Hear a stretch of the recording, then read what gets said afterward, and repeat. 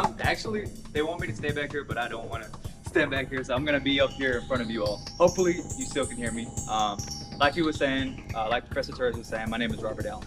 I attended LaGrange College from 2016 to 2019, so I'm not that much older than you all. Every picture that you see in the PowerPoint, they are places that I've been, pictures that I've taken myself. This picture was this summer when I was in Saudi Arabia. Okay, first time ever riding a camel. Shocking, like it was surreal. I mean, not only was it hot, but it was just like the feeling of having that camel stand up.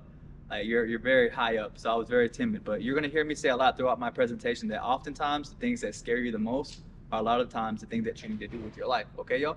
So we can go ahead and click the next slide. All right, so a brief overview of the presentation. So first I'm gonna cover background information about myself. Why am I up here? Why is this even relevant, right? A lot of you all have cultural enrichment events that you have to get done. Cool, this checks a box, but why? Why am I up here, right? I want this to be meaningful for you all, just like a lot of the CE events I had at LaGrange that changed my life forever. I want this to be one of those, okay? Second, I'm gonna give you pieces of advice and lessons that I've learned over my brief life, okay? And third, we're gonna talk a little bit about the United States of America and how much of a privilege it is to live in the United States. There's a reason why people risk their lives to get over here, you know, to live here. And why is that? Anyone want to tell me? Freedom, okay. What else? Y'all talk to me. I want it to be interactive. Why do people risk their lives to come to America? Opportunities. And what are some of those opportunities? Better paying jobs. Better paying jobs, right? The quality of living, right? In America, you can be anything you want to be, whether you want to be a business owner, you want to be a scientist, you want to be a professor, like Dr. Torres, a coach, right? You can be anything you want to be. But you often, whenever you travel abroad, you'll start to realize a lot of those opportunities don't exist in other countries. Okay, so very fortunate to live in the country that you do. All right, next slide, please. Okay, so who am I? As I was saying, I'm 25 years old. Originally, I'm from Fort Valley, Georgia. How many of you all have heard of Peach County? Peach County High School, right? Football. I was a quarterback there. I played with Kearis Jackson. My brother's name is Sergio Allen. He played for Clemson, and he currently plays for the University of California, Berkeley. So sports dominated my entire life. I played basketball, football, track. I ran cross country, tennis, anything with the ball, you name it, I played it, okay? Half of my life I spent in Fort Valley, Georgia. The other half I spent in Hartwell. How many of you all are familiar with Hartwell, Georgia? Lake Hartwell, right? Okay. So I went to Hart County High School my senior year. And I spent a lot of time up there as well. And I'll tell you why that split happened. I also attended LaGrange College in 2019. I graduated and I went on to serve in the Peace Corps, as Dr. Torres mentioned. Recently, I graduated from the University of Texas with my master's in global policy studies. And we'll briefly talk about that. And so far, I've traveled to 14, really 15 different countries, okay? In the span of like 5 years. The first country that I ever traveled to was Mexico, and that was thanks to the study abroad program that's here at LaGrange. This September, this month, I'll officially swear in as a U.S. diplomat. Does anyone in this room know what a diplomat does? What's a diplomat? Anybody? Are y'all just shy? Maybe? It's okay if you don't know, honestly. Like, I didn't know what it was either until I went abroad. But all right, so who knows what the military is? You know, with the Air Force, you know, with the Navy, you know, with the Marines, Coast Guard, all of them. What do they do? Protect the country, right? Right. Diplomats protect the country too, but they do it in a different way. So the military, that's the Department of Defense. But on the other side of the coin, you have the Department of State. How diplomats protect the country is relationship building, partnerships, trade agreements, stuff like that, okay? But it's predicated on relationships. So in every country that we have diplomatic relationships with, we have embassies and we have consulates, okay? So that's what my career will entail. And there's different careers inside of that. Like you can be an econ diplomat, you can be a political diplomat, you can be a public diplomacy diplomat, which is what I'm going to do. And that's setting up programs for those students in other countries to travel here. How many of you all have met foreign exchange students? State Department created those programs so they could study here, okay? We also do visas. So for people, if they want to travel here just for vacation, or if they want to become like a citizen here, we set that up, okay, y'all? So that's the State Department. Very simplified for you all. So look into careers at the federal, the state, and the local level with the government, okay? This is the federal government. And then you also have like Central Intelligence, which is the CIA. There's a lot of different opportunities, and they are looking for people from the South because it's not very well represented. Okay, y'all? So a lot of great opportunities, and they'll pay for your schooling. You know, they'll pay for graduate school, all of that. Next slide, please. Okay, so this is my family. And I put this slide up here, you know, why tell me about your family, you know, all fuzzy and lovey, right? I want you all to understand me as a person. Because if you understand me and you know me, you're more likely to believe what I'm telling you all. Okay? This is my dad in the middle. His name is Robert Allen Sr. My sister, Kylie Brown. She's a junior currently at Hart County High School. My mom to the far right, Jessica Allen. She had me when she was 17 years old. Okay, y'all? Young. She was a baby. She was a baby raising babies, right? My parents divorced when I was in the first grade. How many, by a show of hands, how many in here, your parents were divorced? All right, mine did.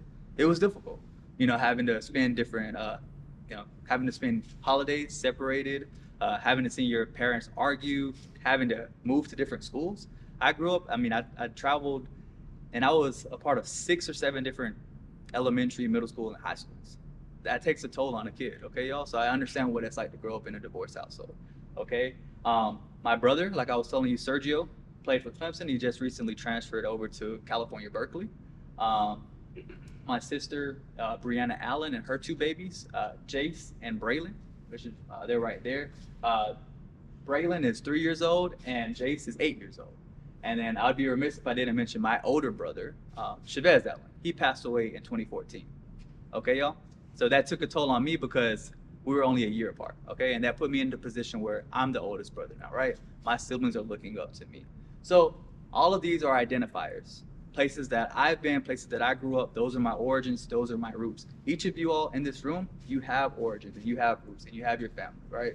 Those are the people that when you first came into the world, they were around you. When you pass away, they're gonna be the same people that are there for your funeral. Okay, y'all? Cherish those people. No matter where you go in life, do not forget the people that basically, you know, they help put you in the position that you're in now, right? Send you off to college, right? Cherish those relationships. Next slide, please. LaGrange College, where you all are right now. And I really want to spend a lot of time on this slide because y'all have so many opportunities here. When I got here as a freshman, I kid you not, I was solely focused on sports. All right, I started off as an exercise science major. We spoke about it earlier, right? Because in high school, I broke my left metacarpal. It was in a playoff game, and I broke it. I fell in love with the process of physical therapy. And guess what? So I rushed back in a month because I wanted to play basketball. And I rebroke it again. And guess what? I had a surgery, and now I have a titanium plate and 6 screws in here. So I came to LaGrange, and that's what I wanted to be. I was like, okay, one, I want to make it to the NFL. I'm at a Division III school, but I want to make it to the NFL.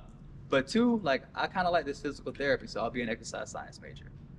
But that changed quickly, okay? When I was on campus, you all still should have, what was the course? Freshman, what's the course in? Cornerstone, yeah. Yes. My Cornerstone professor was Dr. Crutchfield. She's not here any longer. However, it just opened my eyes, right? In college, this is an opportunity, you all. Like, you are away from your parents. They're not kind of in your ear anymore. You have a chance to grow and become your own person. That means that everything they taught you when you were in high school, you lived in their house, you followed their rules, right? But they're not here anymore, right? It's just you, yourself, and like your friends. So you make those decisions for yourself. So college is an opportunity for you to gain your own sense of individuality. Like, who am I? What do I even believe? Like, my mom's a Republican, but do I have to be a Republican? My dad's a Democrat. Do I really believe what the Democrats believe in, right? That's political. But like, just in every facet of your life, you get to challenge everything that you were taught, okay, y'all? College is only as useful as you make it. Join different clubs and organizations. How many of you all are a part of SGA? What about, you're an ambassador? Okay, good. What other programs? The O team. Do they still have the O team here? The orientation team? Okay. Not only do these look good on your resume, whenever you're applying to, let's say you want to go to law school or anything, right? Jobs and stuff, they're looking for people that it's not enough just to have a bachelor's degree anymore, right? You need to have something to go with that. And what I'm going to tell you all is the most important aspect of college is not what you learn. 5 years. So I've been removed. I graduated in 2019, so that's 4 years ago. I don't remember much from Dr. Torres' class, right? Aside from specific analogies, and I no disrespect to Dr. Torres, he was a tremendous teacher. Like I remember, like you give a fish to a person, you feed them for a day, but if you teach them how to fish, you feed them for like forever, right? That's something that will always stick with me. But in terms of the actual like knowledge base, like what did I learn? I don't remember much. But what came from it? A network of friends and relationships who then connected me to other things. All right. So while I was here at LaGrange, I also volunteered. How many of you all are volunteering?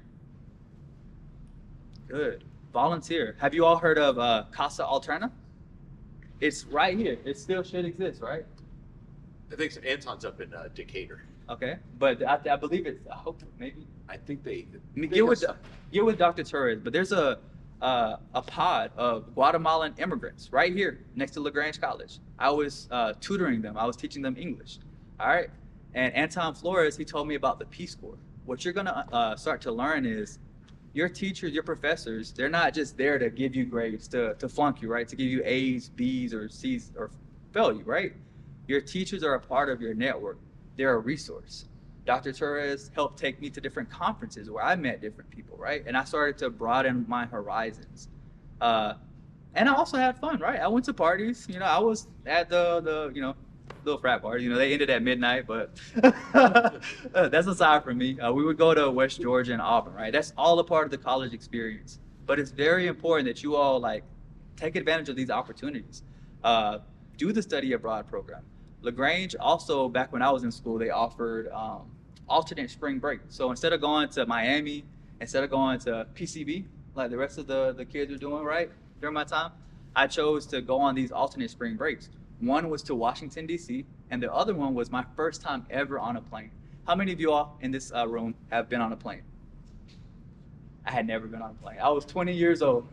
All right, but LaGrange College paid for me and other students to travel to New York City, my first time ever in the big city. And I got to go inside of a Buddhist temple, a Muslim mosque. I got to watch the Jewish faith up close, right?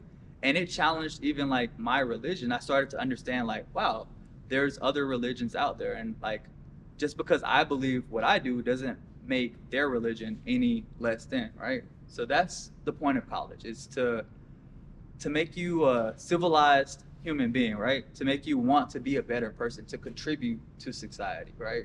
And just to think critically. How many of you all, you see something on social media, right? And I know it's very polarized and it's heated, but you see something on social media and you immediately get mad about it. Can we all agree that there's different sides to every story, right? There's narratives. So same thing with relationships, your friend can tell you one thing about their relationship, but then what about the other person's side, right?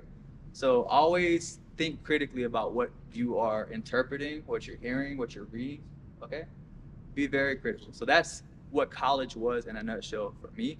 And I went to the same college as you all. So I'm advocating, y'all, try to reach out, be an ambassador, give people tours of the college, do stuff like that, because you're sharpening skills. Some of the most important skills. Can someone tell me some important skills that you need to learn?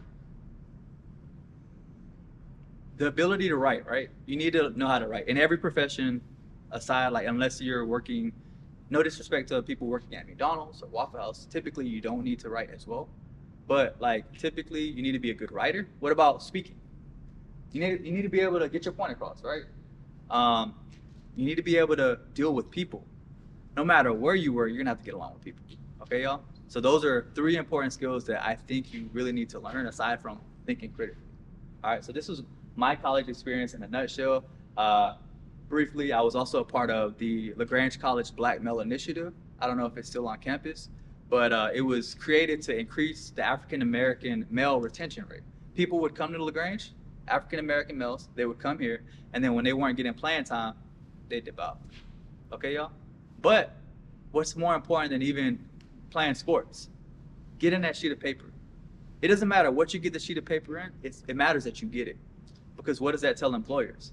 I can learn, I'm willing to like do what it takes. Okay, y'all? So beyond sports, you need this piece of paper. Get it. Next slide. So after I graduated from LaGrange, I graduated in 3 years, not because I was this brilliant student. I just did dual enrollment when I was in high school. Okay. Okay, y'all. So I came in as a sophomore. So my timeline for figuring out what I wanted to do was sped up. But Anton Flores, when I was tutoring, he told me about the Peace Corps. So I applied, and fortunately, I was accepted.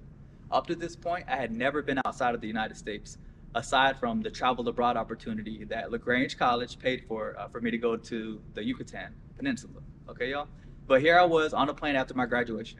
I graduated, and 2 weeks afterwards, I was on a plane to the Republic of Moldova. I had never been to Eastern Europe.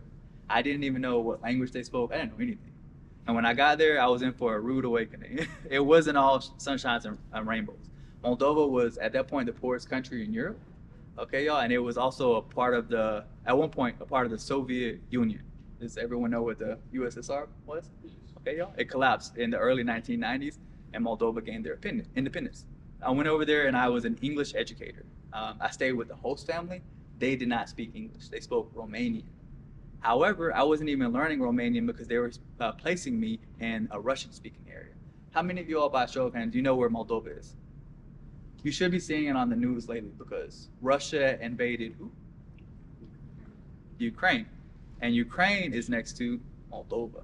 So I lived right next to where all of this stuff is happening. Okay, I lived there for a year before the COVID-19 pandemic.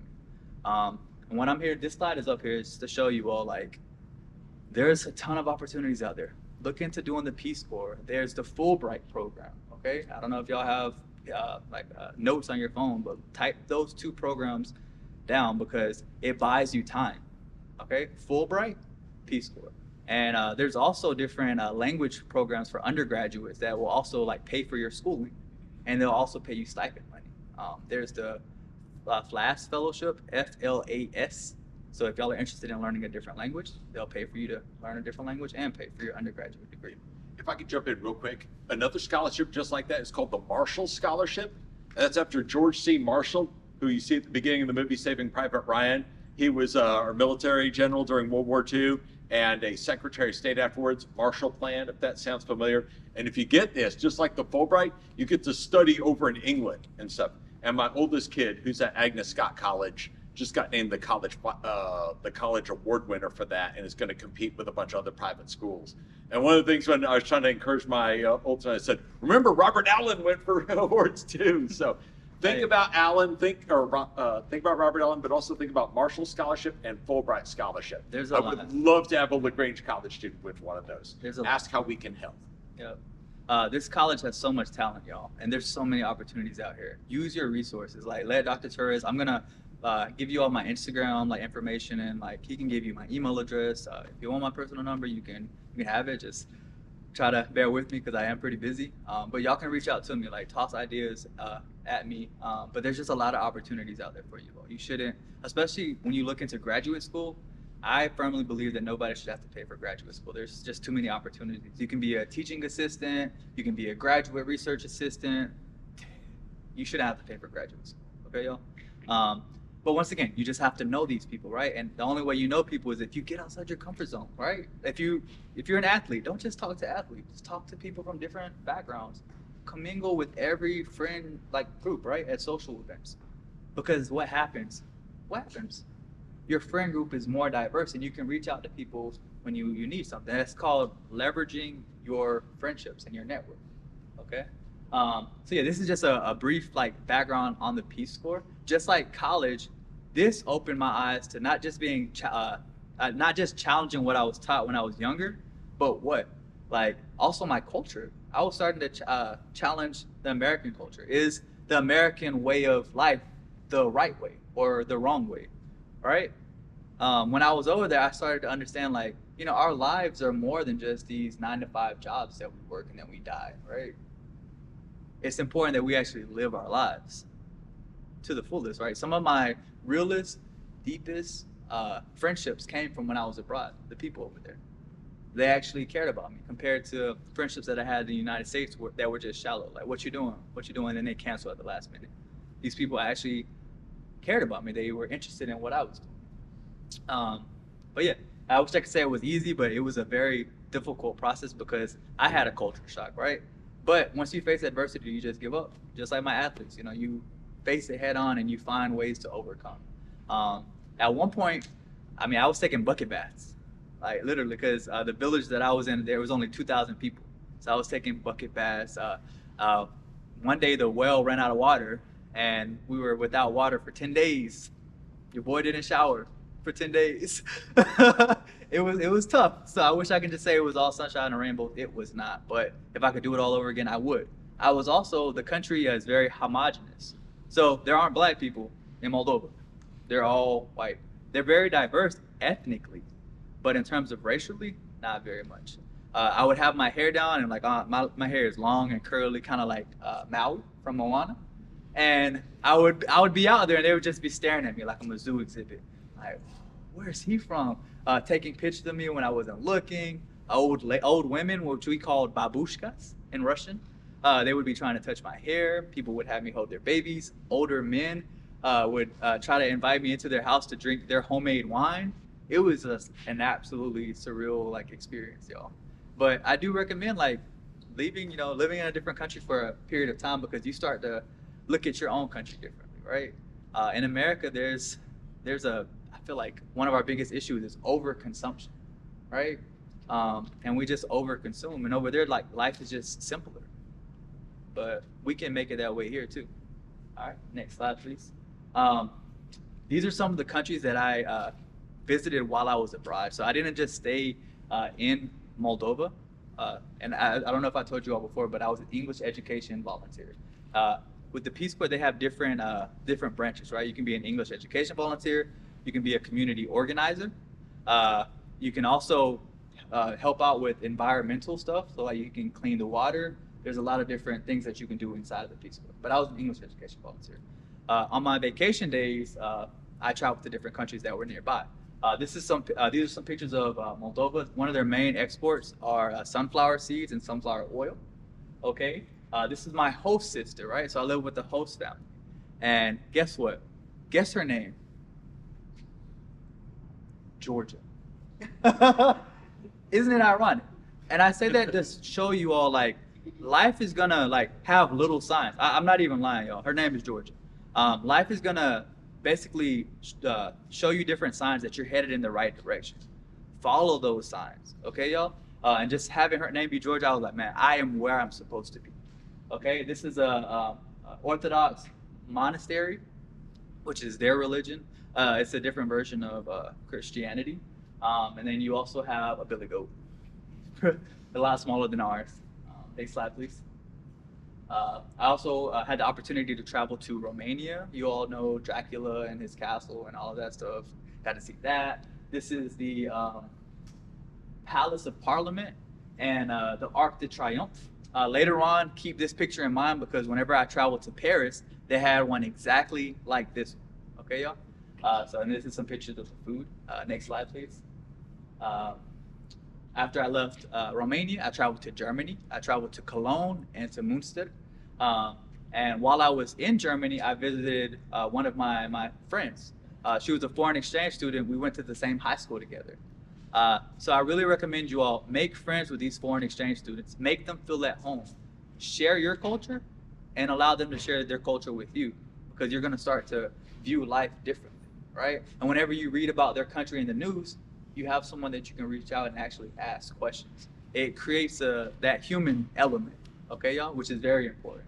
And these are just some pictures of Germany, and you all should know who that man is right there, Albert Einstein.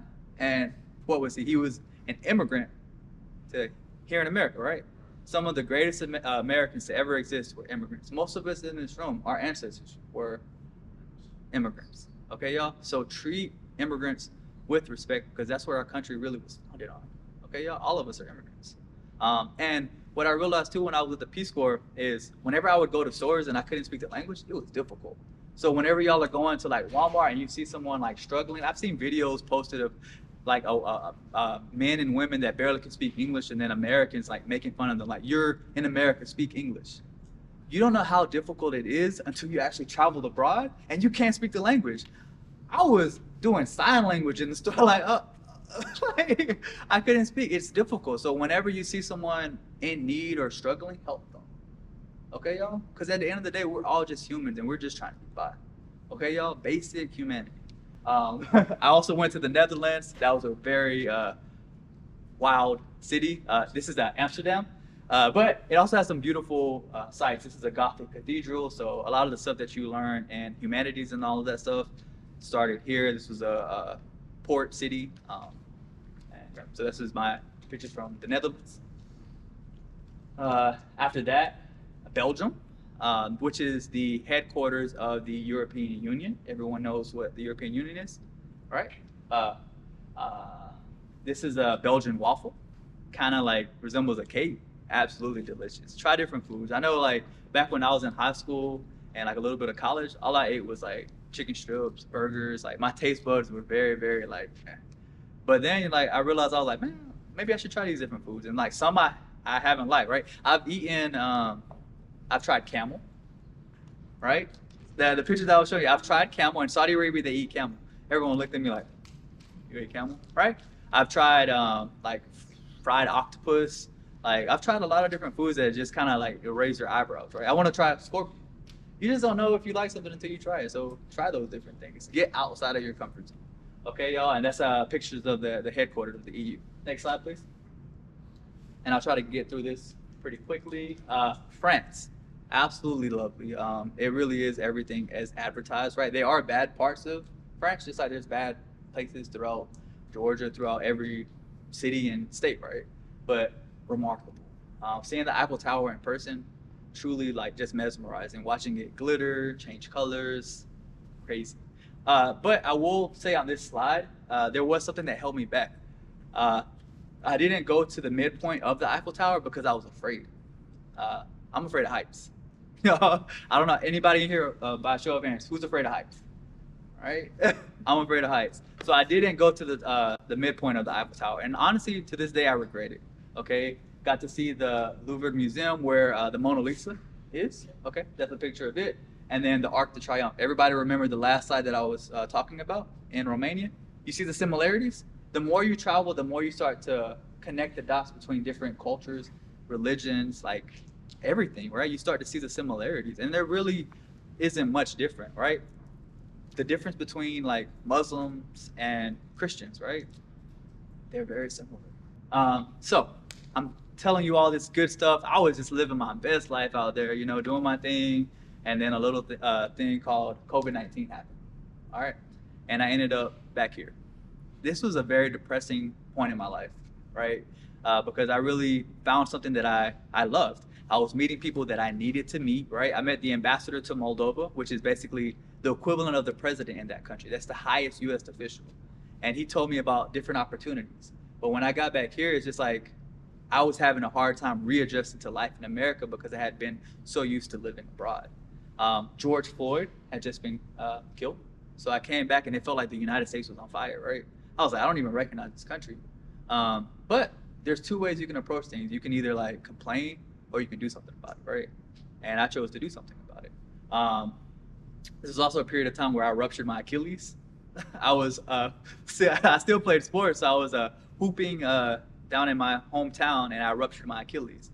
So all of this happened. I was super depressed, but I decided I'm going to overcome this. So I taught myself how to drive with my left foot. The job market was frozen when I got back. Nobody was hiring. Even though I had a bachelor's degree, I had Peace Corps experience, like a year's worth, they weren't hiring. So what did I do? Instead of like looking for a job, I started my own business. I became a licensed life insurance broker. Okay, y'all? So there's different ways you can approach stuff. But the thing about complaining is you're not going to find any solutions by doing that, right? Think outside of the box. And these are some pictures from our evacuation before I left Moldova. Next slide. So like I was telling you, I met the U.S. ambassador, and he told me about these different opportunities where basically, for the longest, the State Department had been comprised, right? Been made up of individuals that were pale. They went to pale, male, and they went to Yale, right? There wasn't really much diversity within the State Department. But the thing about America is what? We are very, very, very diverse. And it's not just about racial, like, okay, yeah, there's black people, there's Chinese people, like there's all different type of races, but regionally, people in the South are vastly different from people in the North, right? I know whenever I go to New York, I can't stand it, man. They always have their heads down. I'm like, hey, how are you doing, sir? And it's like, man, like nobody wants to talk to you. You feel like you're just in a big ocean, right? But here in the South, we talk to everybody, right? We want to make that Southern hospitality, and whether that's real or fake, we can debate. But you know, I love my Southern folks, and they're also different from people in the Midwest, and especially people out west. They're something else.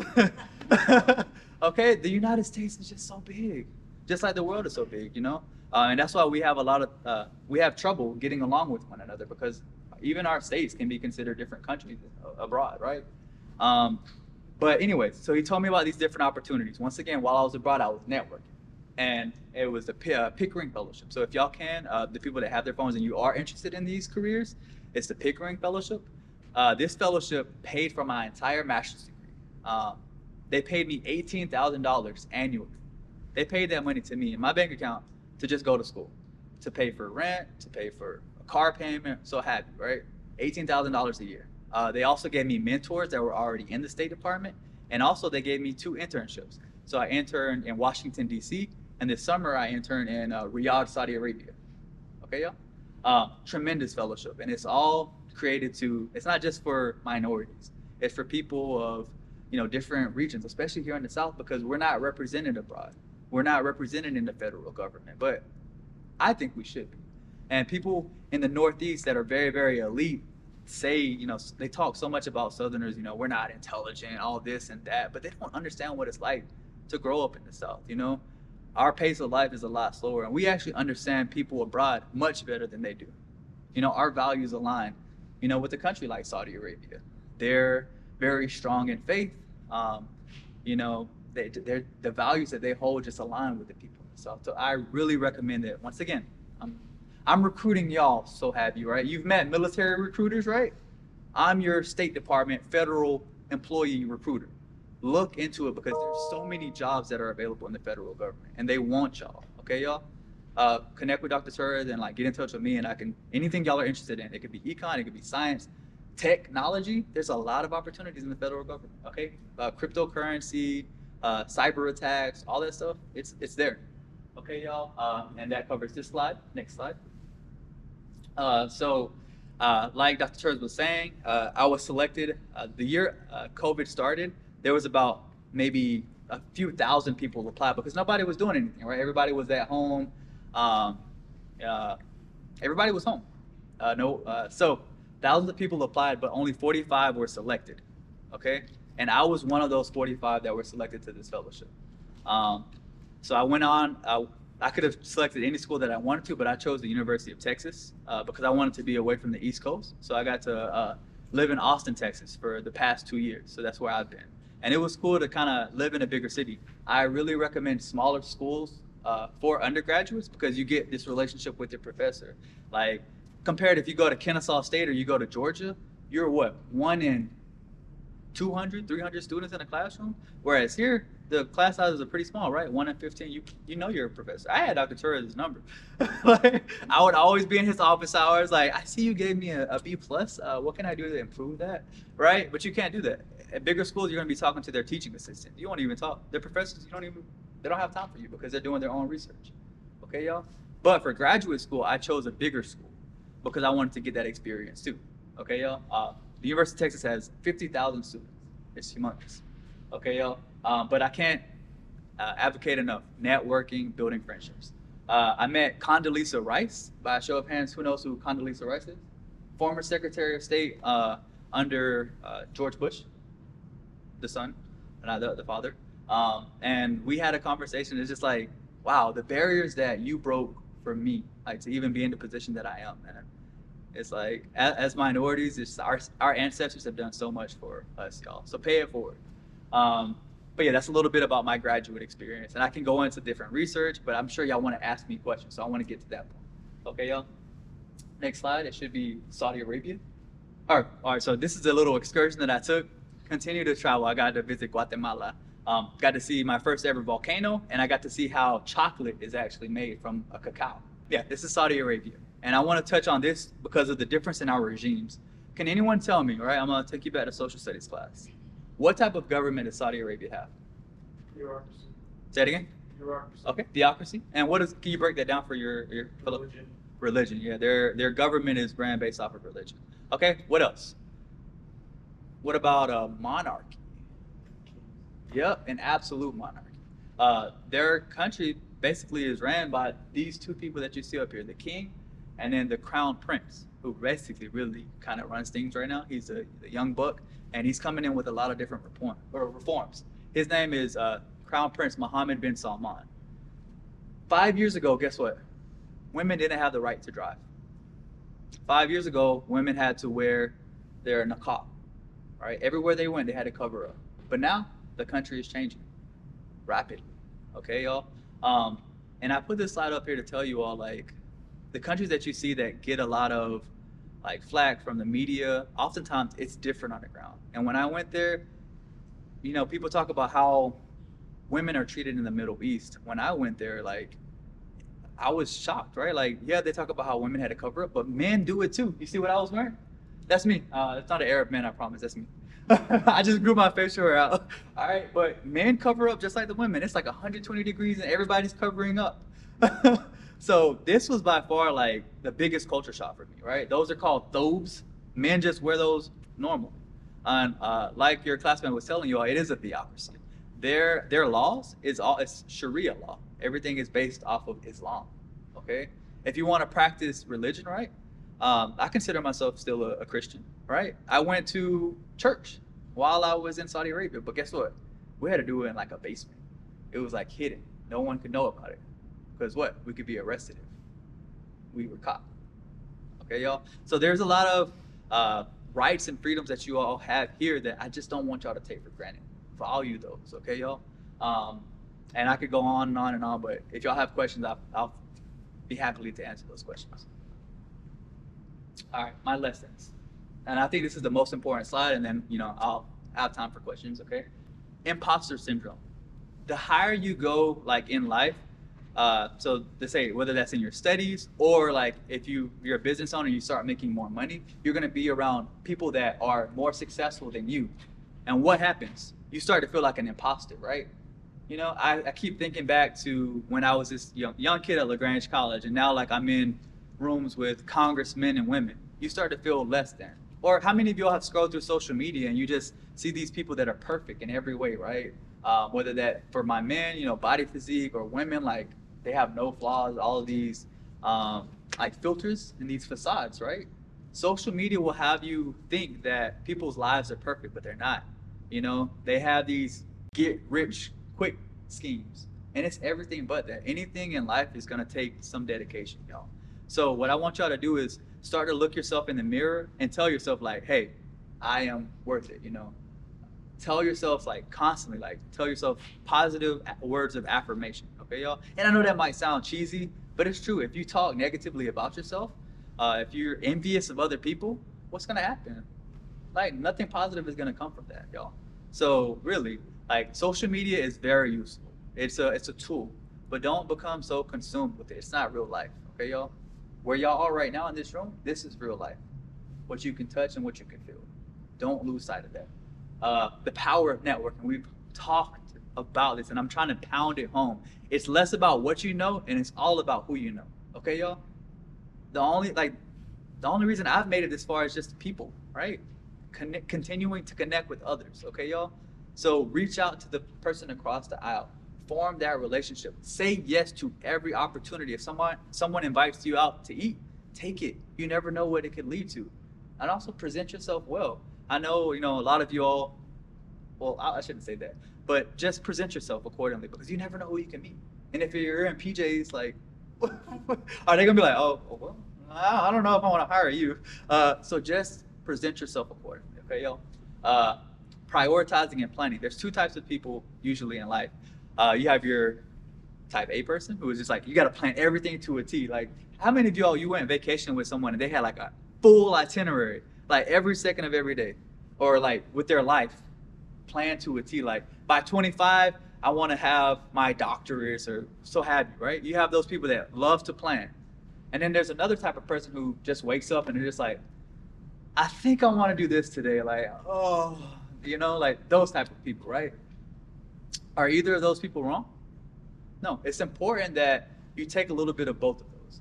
You need to have goals and a vision, but you also need to understand that it's okay to do nothing sometimes, to let your body recover.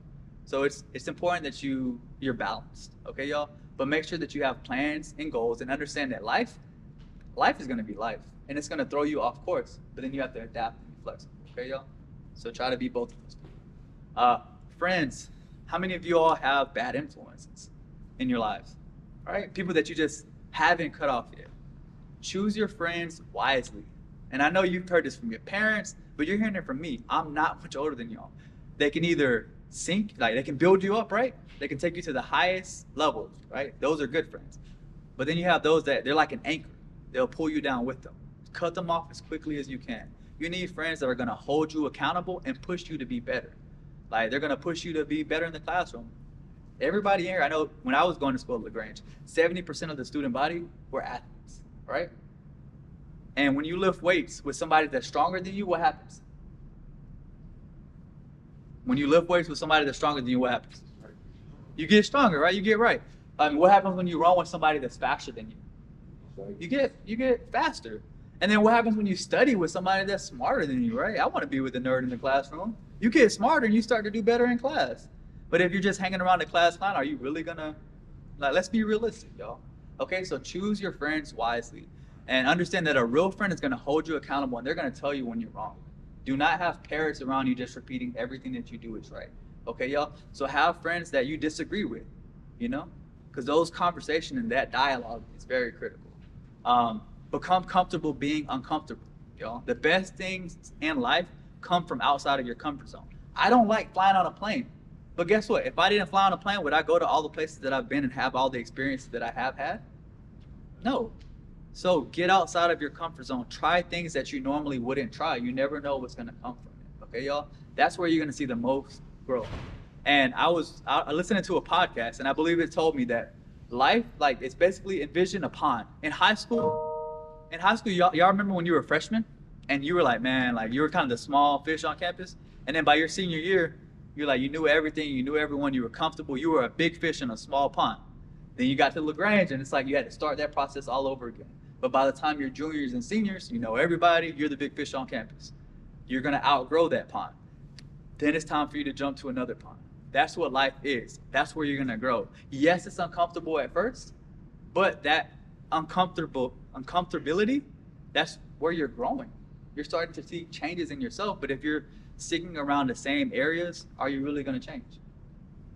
Get yourself outside of those comfort zones, okay? The illusion of failure, y'all remember when you were little, and this is probably the most important one up here. You remember when you were little and you were crawling, and you started to learn how to walk. What happened? You fell down. And then, you kept trying to do it, right? You crawling, you started to walk, you fell down. And you kept repeating that cycle. Adulthood is just like that, but the only thing is our parents, our coaches, when they're doing it the wrong way, they make you afraid to fail. But you need to rewire your brain to understand that that's not failure unless you give up. Every time you fall down, you're learning something. You try to get back up. You fall down again, you're learning something. So translate it to life. You start a business, your first business is likely not going to succeed. Being realistic, okay, y'all? When you're in college, your first semester probably going to be your worst semester. But it's because you're learning, okay? And until you give yourself some grace to fall down, you're not gonna be very successful, okay? You also have that grace to be able to fall down and just get back up and continue to learn from it, okay? Try new things, we spoke about that. Perseverance versus instant gratification. As I told you all earlier, the best things in life worth having, they're gonna take some work, okay, y'all? It's not just gonna happen overnight. For those of you that want to go on to professional sports, I'm from a Division III college, it's going to take you working day and night to get to that point. Okay, y'all? But everything else, like if you want a home, it's going to take a little bit of work. If you want that successful business, it's going to take you working when everyone else is partying. That is true. Like that's the one truth with grind culture. It does take a little bit of work, right? But the nice thing about today's generation, and I hate to say it, but this generation is soft. Like, being for real, it really is soft. And it's not hard to exceed in this generation because everybody's so distracted. Everybody's scrolling endlessly on social media. Everyone's doing something. Like, if you focus on your goals, you just devote maybe a year, 2 years, and you're positioning yourself, nobody's going to be able to touch you, y'all. But it's not about instant gratification. Once you post a picture, you get all those likes, you get all those comments instantly. That's instant gratification. It creates it in our mind, but life doesn't work like that, y'all. So focus and persevere. And lastly, your life equals your responsibility, y'all. It's not your parents' fault that you're not doing what you want to do in life. It's not your grandparents' fault, and it's not your professor's fault. You came into this world alone, unless you were a twin, and you're going to leave this world alone. What you do between those 2 dates is up to y'all. Okay, y'all? What story are y'all going to tell? What legacy are you going to leave behind? You can't blame anybody else but yourself. If you wake up 20 years later and you're like, man, I really should have finished school at LaGrange College, or I really should have took that opportunity, you're going to regret it. So just do it now, so y'all don't have those regrets. Okay, y'all? Your life equals your responsibility. Next slide, and we're. You just said you want to do Q&A. Yeah, we are.